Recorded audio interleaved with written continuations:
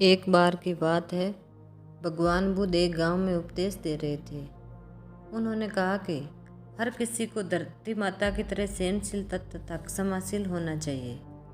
क्रोध ऐसी आग है जिसमें क्रोध करने वाला दूसरों को जलाएगा तथा खुद भी जल जाएगा।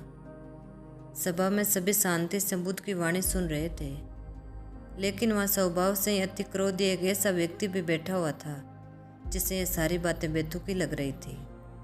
वे कुछ देर ये सब सुनता रहा, फिर अचानक आग बबूला होकर बोलने लगा, तुम पाखंडी हो, बड़ी बड़ी बातें करना यही तुम्हारा काम।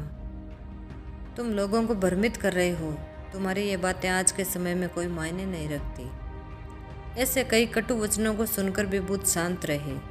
अपनी बातों से ना तो वे दुखी हुए, ना ही कोई प्रतिक्रिया की। यह देखकर वे व्यक्ति और भी क्रोधित हो गया और उसने बुद्ध के मुंह पर थूकर वहाँ से चला गया।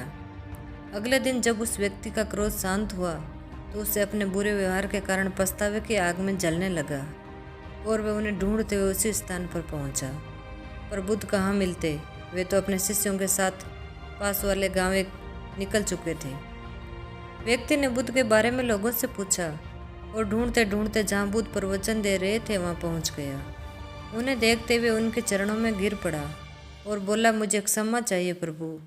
बुद्ध ने पूछा, कौन हो भाई, तुम्हें क्या हुआ है, क्यों क्षमा मांग रहे हो? उसने कहा, क्या आप भूल गए? मैं वही हूँ जिसने कल आपके साथ बहुत बुरा व्यवहार किया था। मैं शर्मिंदा हूँ, मैं मेरे दुष्ट आचरण की क्षमा याचना करने आया हूँ। भगवान बुद्ध ने प्रेम पूर्वक कहा, बीता हुआ कल तो मैं वहीं छोड़कर आया गया और तुम अभी भी वहीं अटके हुए हो। तुम्हें अपनी गलती का आभास हो गया, तुमने पश्चाताप कर लिया, तुम निर्मल हो चुके हो। अब तुम आज में प्रवेश करो। बुरी बातें तथा बुरी घटनाएं याद करते रहने से वर्तमान और भविष्य दोनों बिगड़ते जाते हैं। बीते हुए कल के कारण आज को मत बिगाड़ो। उस व्यक्ति का सारा बोझ उतर गया। उसने भगवान बुद्ध के चरणों में पड़कर क्रोध का त्याग तथा क्षमाशीलता का संकल्प लिया। बुद्ध ने उसके मस्तिष्क पर आशीष का हाथ रखा।